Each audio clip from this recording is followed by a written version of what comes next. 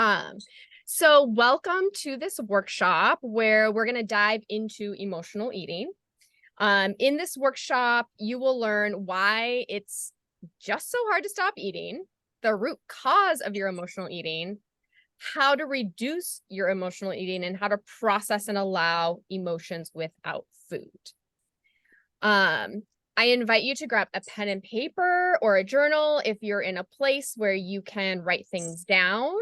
I'm going to be sharing a lot of valuable information in this workshop, so you're going to want to take notes. And actually, I was reviewing my presentation just before we hopped on this call, and I'm like, kind of like, is this too much information? Because I think less is more sometimes, but I'm like, no, you guys are intelligent women. You guys will get this. If you have questions, please ask. So without further ado, for those of you who do not know me, oh, go ahead. Are you trying to go into presentation mode? Because we could see your notes. Oh. Just wanted, because you have a little spinny thing going. Let me try this again. Unless you want us to see your notes. I mean, you can look at my notes if you want to. Now do you There see? you go. It must have been, that's so weird. Okay. Thank you, Cindy. See, you are my person. Okay, so for those of you who do not know me, I'm Kisa Morrow, and I specialize in emotional eating and mindset. And I help women stop emotional eating and develop a healthy relationship with food and help them create body confidence.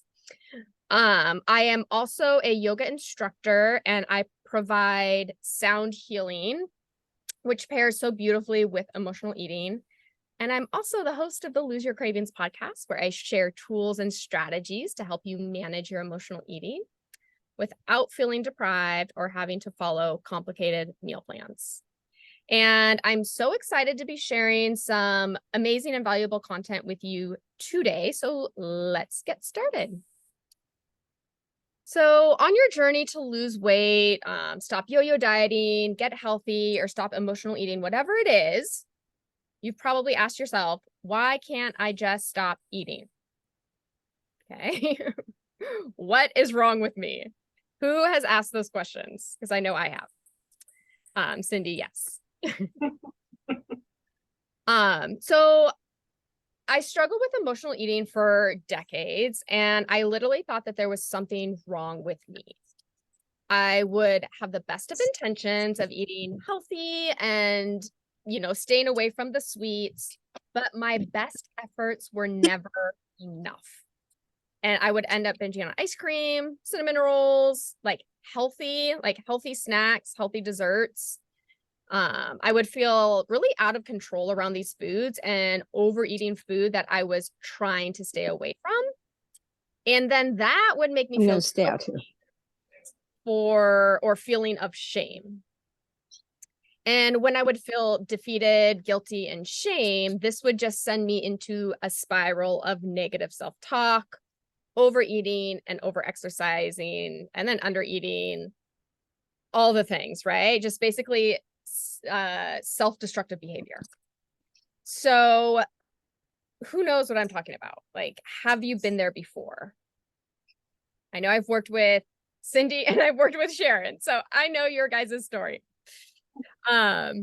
So I knew that this wasn't healthy, that my relationship with food wasn't healthy. So I started looking really beyond the food, because I was eating a healthy diet, right? And I was eating enough. So I knew that there was something deeper going on there, right?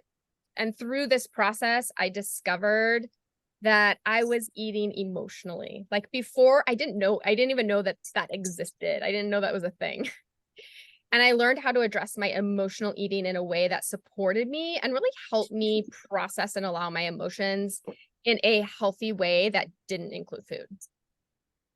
And what I want to do today is I want to share what I've learned and share those strategies so you can apply them to your own life and help you better understand your emotional eating and reduce your emotional eating. And this is titled How to Manage Your Emotional Eating, because I really think it is a management process. It's not like, oh, stop emotional eating or get rid of it. Like, yes, our hope is that we reduce it and it becomes less invasive. But I really like to look at it from this place of like, let's manage it. Let's see how we can make it work with us versus work against us. Okay. So there are two main reasons that you find yourself having intense desire to eat food. And those are over hunger and over desire. Okay. Now, quick note. I have a little asterisk where it says episode 11 and 12. Wherever you see that, those are episodes of the Lose Your Cravings podcast that I cover this topic. So you can get more information, or it just reiterates what we're talking about. So I have a few of these on the slides, so you'll see them. Okay, so over hunger and over desire, right? And these are the reasons we have like this craving for chips, sweets, ice cream, candy, donuts, all the things, right? But today we're going to be focusing mainly on over desire, because that's where the emotional eating aspect comes in. So you can have the best of intentions when it comes to eating healthy and incorporating whole foods into your meals. But when you find yourself like elbows deep in a bag of chips, or overeating ice cream, apples and peanut butter or almond butter, like even these healthier foods, right? When we're still like overeating them, then that's when we have this over desire, right? And this is what happened to me. I changed my eating to really like kind of more of a whole foods diet. Like I was getting rid of processed foods. I was eating more vegetables. I was eating more just like whole foods. And like that in and of itself was a great thing, right? But I would still find myself with cravings.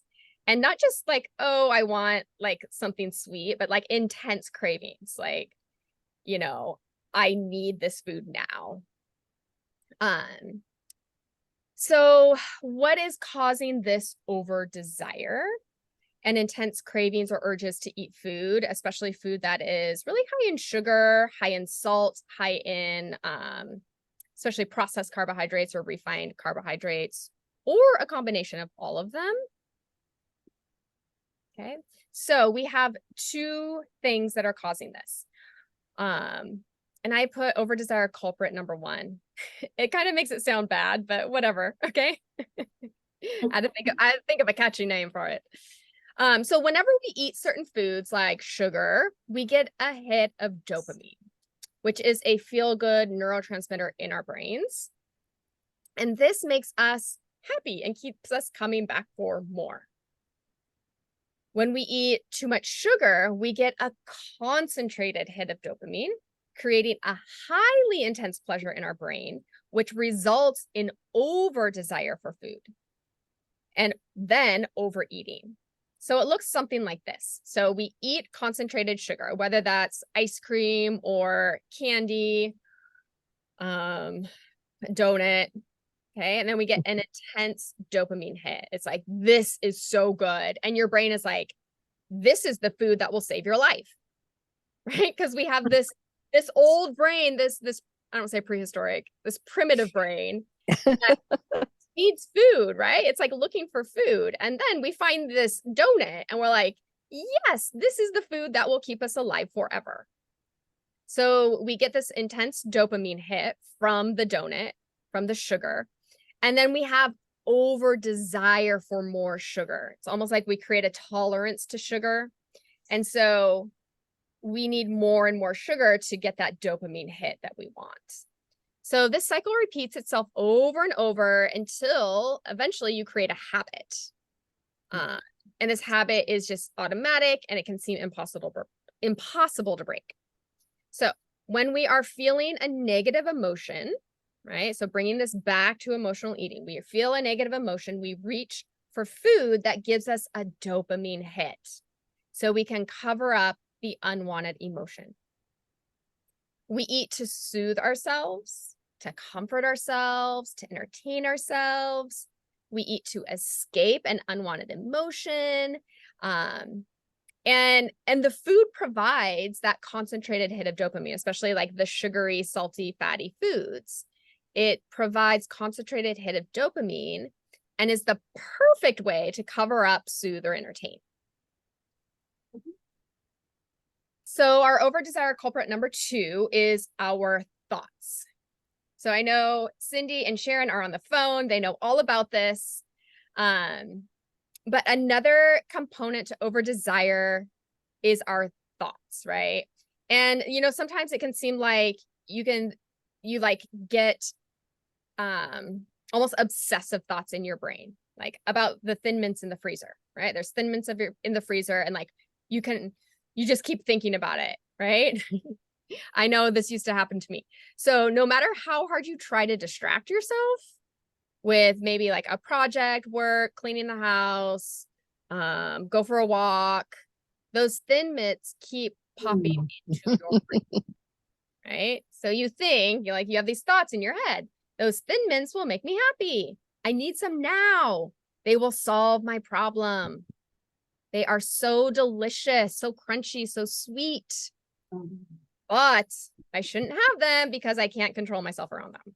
Or I shouldn't have them because I will overeat them, or they'll make me fat, or they're not on my diet. Okay. So can you see how these thoughts create an intense desire for Thin Mints? So I want to share with you a tool. Yes, Sharon says yes. Awesome. So let's look at a tool that shows us how our thoughts affect our feelings, actions, and results in our lives. So we have circumstances in our lives. So here are our circumstances in our lives. These are the facts or the truths in our life. I like to think that they can be proven true in a court of law, right? It's very, very factual. Next, we have thoughts about our facts. Thoughts about the circumstance, which are the facts. And these are the sentences in our heads that we create. They are not truths. They are our own opinions.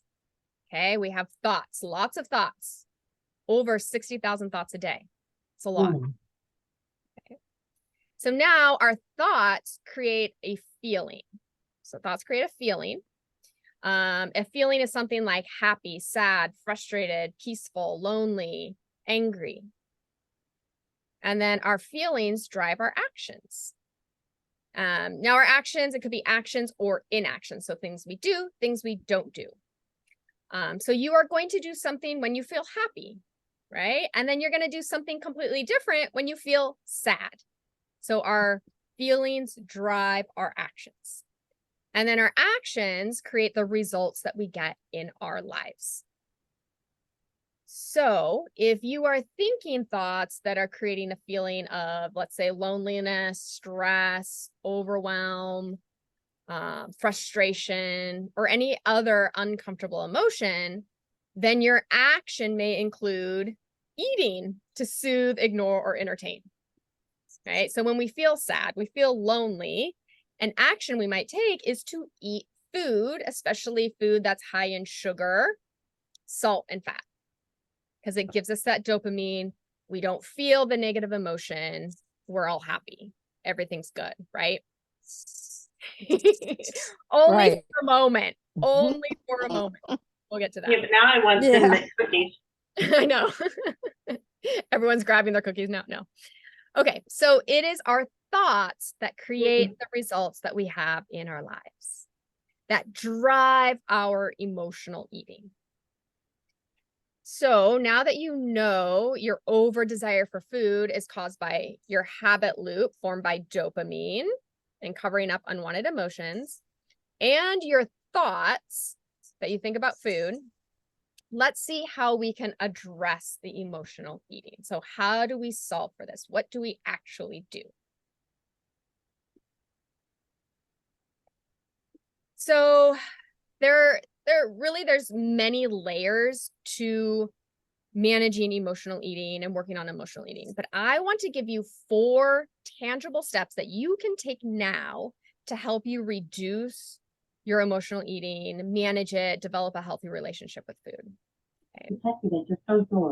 And these steps are for when you are really in the moment. What I'm sharing with you is like when I'm in the moment, I'm standing in front of the pantry or the freezer or the store wanting to buy some ice cream or wanting to grab a snack from the pantry. They will help you become aware of your emotional eating and learn how to address your emotions in a healthy way without food. Because we don't want to just ignore them. We want to address them in a way that serves us. Okay, so step 1. The first thing you can do when you feel yourself wanting to grab some food is to ask, am I physically hungry? Okay, am I physically hungry? Now, in order to determine if you are really physically hungry, is to understand and recognize your hunger types. Now, you have 2 hunger types. There's physical hunger and emotional hunger. Now, in diet culture, if you have been on numerous diets, you lose touch with your internal hunger cues or your physical hunger. You rely on someone else to tell you what to eat, how much to eat, when to eat, and you start to ignore your natural and internal hunger cues, and we get our hunger types confused. But when we tune back into our hunger types, we are able to honor and allow each hunger type, and you can address them appropriately. Okay, so let's get into that. And I have episode 65 is all about hunger types. Okay, so physical hunger shows up when you haven't eaten in a while. You know, your stomach might start growling. You might feel faint or weak. You might get a headache. And it starts in the body and it moves to the brain. It comes on slowly. And usually any food will satisfy your physical hunger, right? Like a sandwich or a salad or carrots and hummus or a hard-boiled egg, whatever, okay? When you're physically hungry, you eat until you're comfortably full and your body knows how much food it needs and you respect that need. So emotional hunger, on the other hand, it starts in the brain and moves to the body, right? It's like, ooh, Thin Mints. Emotional hunger is instant. You could be reading a book one moment, and the next thing you know, you want cookies and you want them now. Thin Mints, I want them now. Emotional hunger is obsessive. You just can't get the food out of your head, no matter what you do to distract yourself from eating the cookies. You keep obsessing about it, and your brain just keeps coming back to the cookies. Emotional hunger usually wants something very specific, like it's Thin Mints or nothing else, or something sweet or nothing else, or something crunchy or nothing else will do. And usually, most of the time, emotional hunger leaves you feeling guilty and shameful, right? You usually feel some sort of guilt and shame for eating what you ate or overeating. So understanding the difference between emotional hunger and physical hunger will really help you determine, like that first question, am I physically hungry? It'll help you determine, am I physically hungry? Yes or no. And from there, we can address each one separately. Okay, so if you're standing in front of the pantry or freezer wanting food, ask yourself, am I physically hungry? If it isn't physical hunger, you're like, no, actually my stomach feels quite full. I actually ate 20 minutes ago. I had a nice meal. Then you are experiencing emotional hunger. Okay, so if we know we're experiencing emotional hunger, this brings us to step 2. Asking yourself, what am I feeling? This is where you dig deep. You become present with yourself and find the feeling or emotion that you are feeling that you don't want to be feeling. So there is a feeling behind your desire for food. Like I'm standing in front of the the pantry. I'm not physically hungry. So there is some sort of emotion behind this desire for food, this urge to eat. And you want to figure out what that feeling is. Now, if you need help finding that feeling, you can ask yourself these questions. Okay. What would I be feeling if I didn't eat this food? If I didn't have this Thin Mint, what would I be feeling?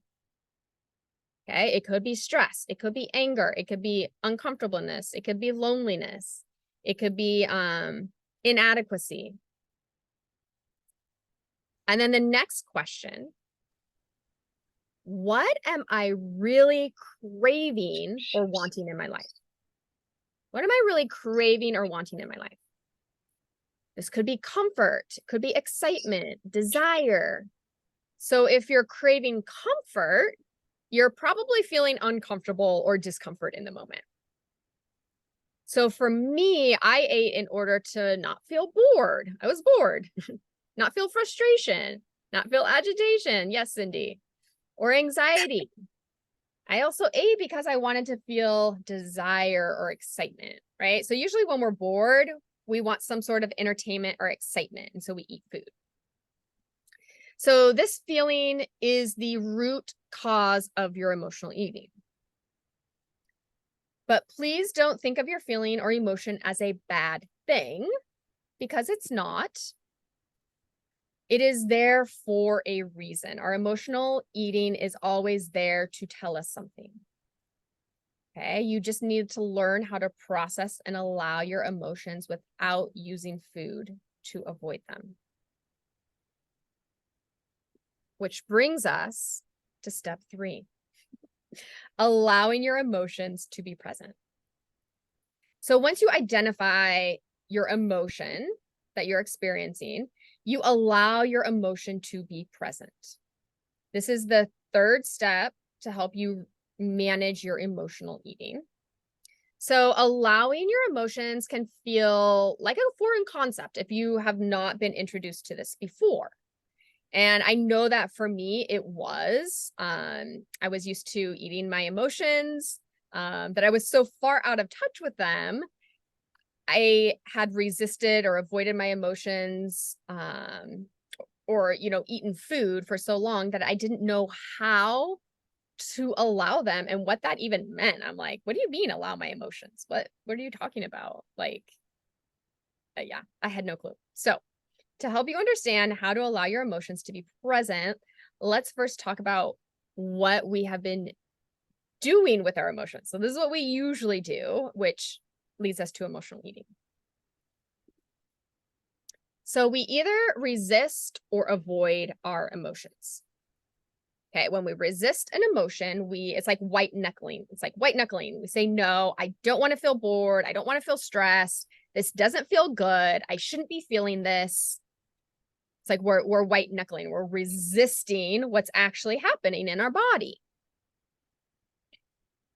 When we avoid or distract from our emotions, we might do something like take a walk, read a book, engage in any kind of distracting activity, which resisting and avoiding our emotions can both result in emotional eating, right? So we eat to cover up those unwanted emotions. We're trying to avoid them, so we eat. We're trying to resist them, so we eat. Okay. And these techniques will work for a while, but the emotion is still there. And as long as it's there, it's just going to grow and fester. And we eventually have to process it in a healthy way, or else it can show up as physical ailments in the body. We can just continue our emotional eating.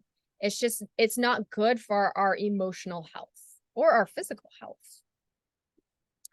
So now if resisting and avoiding our emotions aren't going to work for you in the long run, what do? You allow your emotions to be there, to be present. So now this doesn't mean giving into the urge to eat and eating the food. When we allow our emotions to be there without acting on them, we turn towards them instead of running away from them, like when we were trying to avoid them. or resist them. We get curious about them, right? We get curious about what is going on in our body. And we even say hi or hello to it. Oh, frustration. Hi, frustration. You're here with me today. Good to see you again. Right? We really get curious about it, and we find the emotion that is connected to this urge to eat. And then we must be willing to feel the vibration of the emotion in our body. So an emotion, physically, an emotion is just a vibration in our body. Okay, it's just this vibration in our body. Frustration, vibration in our body. Stress, vibration in our body. Happiness, vibration in our body. The thing with happiness, peace, joy, gratitude, those are all nice feelings and sensations, right? If you try and think of if you do a gratitude list, right? You do a gratitude list and you write 5 things you're grateful for. And like after that, you feel good. You're like, yeah, this feels good. That's just the vibration in your body. Okay. So I want you to get curious about the emotion and see what comes up for you. Okay. So a great way to assist you in doing this is through a body scan. And when we do body scans, it's just basically like we're bringing awareness to, you can start at your toes. Okay. What's going on in my toes? Do I feel anything in my toes? What about my feet? Do I feel anything in my feet? My calves? Do I feel any tightness, tingling, burning, heaviness, lightness? What about my knees, my thighs, my hips? Most emotions show up in our torso somewhere. So it's going to be like in our belly, our stomach, our chest, our shoulders, our neck. It might be a burning sensation. It might be a tingling, a heaviness. What else? I feel like there's something else. Anyways, that's part of it, right? It's going to have some sort of feeling to it. Okay. So the body scan is really helpful just to move through your body and notice what is going on. Right. And so you sit with that emotion until it passes. So emotions on average last 90 seconds. So when I am stressed and I have a thought about being stressed, it's going to take about 90 seconds to flow through my body on average. Okay. Seems longer sometimes. It does. It does. And here's the caveat. Or I don't say the bummer. I don't want this to be a downer, guys. But let's have a truth bomb here. So we can like every thought creates a feeling. So we can have a thought that creates stress. We allow the stress. So say you have a deadline at work, right? I got to get this stuff done. I don't have enough time. There's too much to do. How am I going to get my workout in? How am I going to put dinner on the table? And then I got to put the kids to bed and I got all this. So we have these thoughts that create stress. And so you can allow that stress to be there, right? Let it flow through you. I'm good. I can do stress. It's kind of like this tightness in my shoulders, maybe this kind of tightness in my chest and like rounding. And I just relax and allow it to be there. And that's fine. And then I go on with my day. And then 5 minutes later, oh my gosh, I have this presentation due tomorrow. I got all this stuff to do. How am I going to get it done? And then stress comes again, right? So it is our thoughts that are creating that emotion, that feeling in our body. So this is another topic for a whole nother workshop that I can do about our thoughts and emotions, like our thoughts and emotions and how they're tied and how we can shift our thoughts to create different emotions. But for now, we're focusing on emotional eating. Okay. So I like to think of emotions as waves, right? They start to form, right? Like if you think of an ocean wave, they start to form And then they get bigger and bigger and bigger and bigger until they finally crest and break. Okay. And then they go away, right? Or they diminish. So think about riding the wave of your emotion until it crests and breaks, right? So it might grow in intensity, but it will diminish, it will break, and it will dissipate. Okay. So a word of caution when allowing a craving, it shouldn't feel like anxiety or tension in the body. This would be resisting the emotion, resisting the feeling. And we want to stay away from resisting because it will still be there and we'll still have to process it and allow it in time, right? And so if you notice yourself, like a lot of times, like when we're stressed, we're like, I'm stressed, And so we just have to be like, okay, lower the shoulders, relax the shoulders, maybe relax the neck. Okay. And really allowing it to be there versus contracting and resisting and like feeling that tension.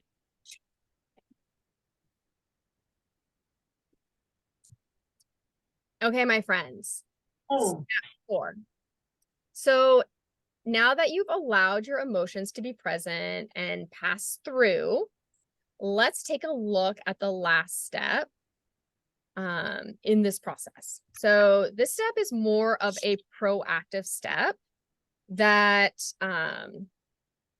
it can be done in the moment, but it's something proactive. So like once we start working on our emotional eating, we start to recognize like, okay, maybe I eat when I'm frustrated, or maybe I eat when I'm agitated. And so what we can do is we can ask ourselves, like, what am I really craving? What is it that I'm really craving? Maybe it is just a break from life, whether that be a 5-minute, I sit down on my couch and I do nothing. I talk to nobody, no social media, no music. I just sit and relax. No work, no kids, no spouse, nothing.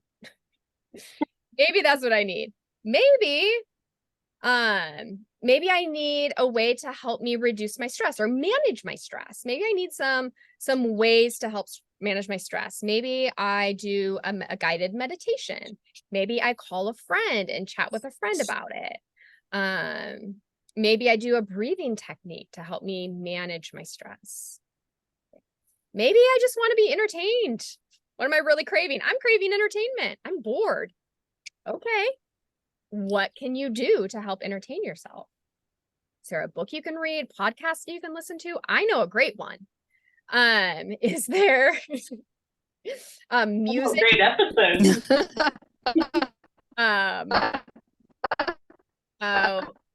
Any kind of hobby, right? Like crafts. Maybe it's like cleaning out a drawer. Like sometimes cleaning out a drawer can feel so good, right? Like we just take one drawer, we take everything out and we're like, what do we want to keep? What do we want to get rid of? And then we have one nice clean drawer. It's so nice. Okay. So what am I really craving? Am I craving a break? Am I craving companionship? Am I craving some sort of entertainment? Right? And then once you figure this out, we can proactively add things into our lives, right? If I'm craving a break, maybe I take 5 minutes when I get home from work. I sit in the car for 5 minutes before I go in the house and face everything that's in the house, right? I just let myself decompress from work. I leave work at work, and then I get my brain ready for what's in the house. Okay. Maybe it is adding in a walk. Maybe it's adding in a book or listening to a podcast, or it's adding in calling a friend. Like, what are things that we can be proactive about to help you manage your emotions and help you, be proactive. I don't know any other synonyms. Okay. Let me see. Anything else in my notes? Okay. Okay. I already went over this. Once you identify what you really want, how can you proactively nourish these feelings? So like if you think about something for you, maybe you recognize at this moment, oh, I eat when I'm stressed, right? What are you really craving? And how can you proactively nourish this feeling, this emotion? What can I do? What can I add into my daily, weekly schedule? Now, it doesn't have to be like this long, like I don't have to go to an hour and a half yoga class every day. I don't have to get a massage every week. Like it can be a 5-minute, 10-minute thing, right? It can be blasting like Taylor Swift on the way home from work, just getting you out of like work mind and into like fun mind, right? You're already driving. Just blast some Taylor Swift, right? Also, shout out to anybody who went to her concert. I'm so jelly. So jealous. No. Right? No, me neither. I mean, I could, but I had to pay a pretty penny. And I'm like, I love like you, Taylor, but not that much. I remember when she was affordable. Right? Yeah, we saw it 3 times in Philly. And now this time when we're like, yeah, okay, no. Yeah, you're like, nope, she's past our pay grade. Yep. Okay. So my friends, let's review. Oh, Carrie and Chris. Oh, you're breaking up. Carrie and Kristen. Okay. Oh, Carrie and Kristen, did they go see Taylor Swift? Oh, Carrie and Kristen went with. Oh, okay. Never mind. And they were all dressed up like Taylor Swift. Oh, I'm sure they had a great time. Okay, my friends, let's review. When you're feeling the urge to eat because of an emotional hunger, right? In the moment, here are the 4 things that you can do. 1, ask yourself if you are physically hungry. If you're physically hungry, get a snack, right? Eat, okay? If you aren't, then you are wanting to eat to cover up an emotion. Okay. Next, ask yourself, what am I feeling? Name the emotion.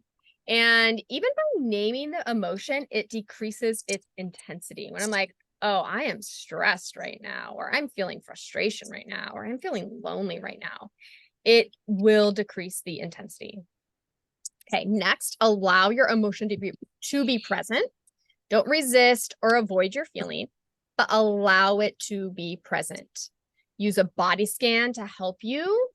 And that helps you discover like, where does this show up in my body and in what way? What are the sensations in my body? And then lastly, ask yourself, what am I really craving?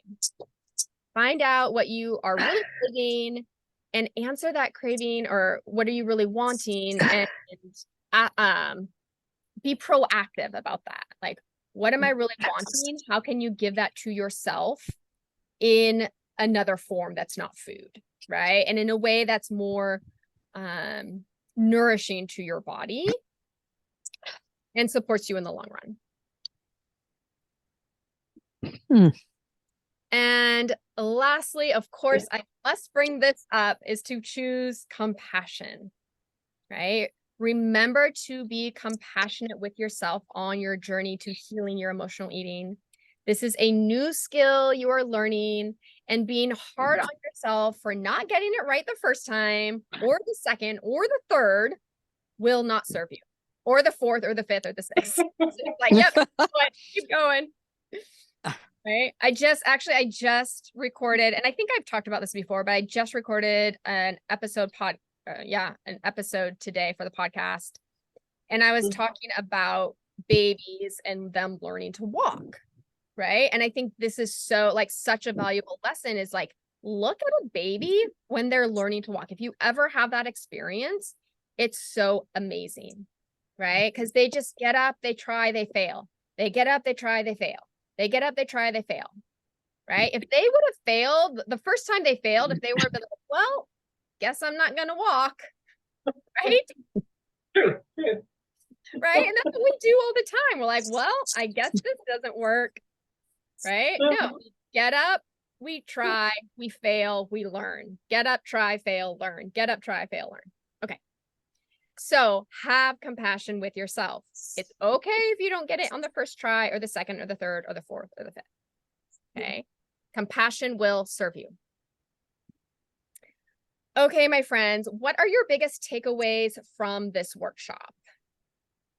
Maybe where in your life can you use these 4 steps to help you better understand and reduce and manage your emotional eating? If you would like to share verbally, you can. You don't have to, but it's always an option.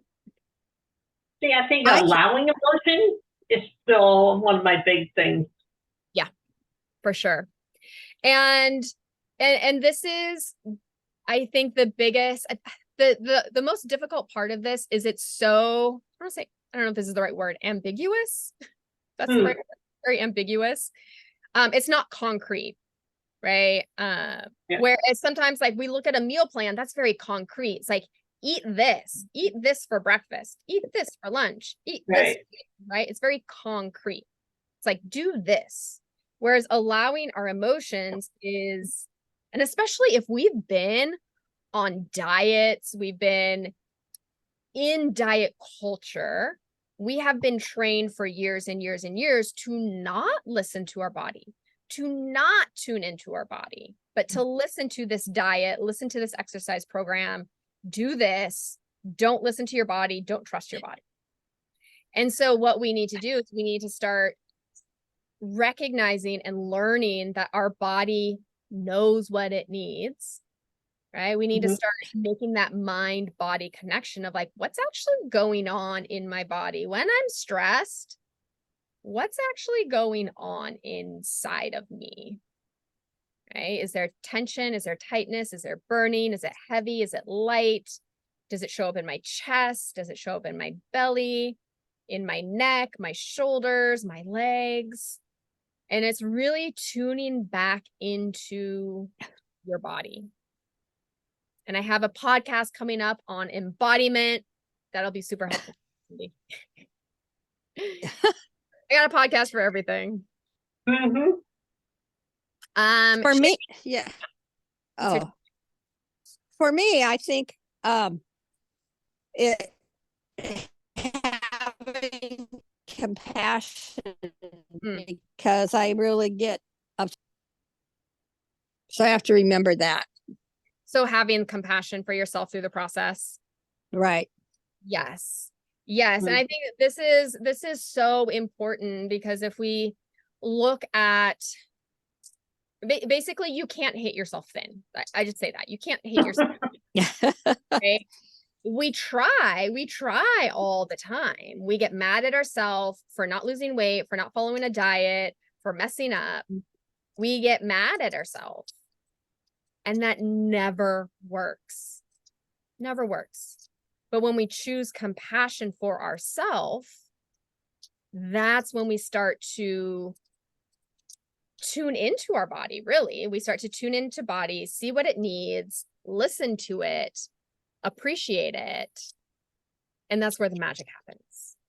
You know, it's like, once again, going to that little kid, just like talking, if you were to talk to a little kid and they didn't do something right, are you going to yell and scream at them? Probably not. Because if you yell and scream at them, they're probably going to cry and they're going to get upset and turn inward and like be like, Okay. If a kid didn't do something correctly or the way you wanted it to, or the way they're supposed to, you might give them compassion and be like, hey, I see that you're struggling with this. What's going on for you? How can I help you? How can I help you make this right? Or how can I help you make a better decision next time? Right? Always bring it back to the kid. Strategy. Yeah, good strategy. Right?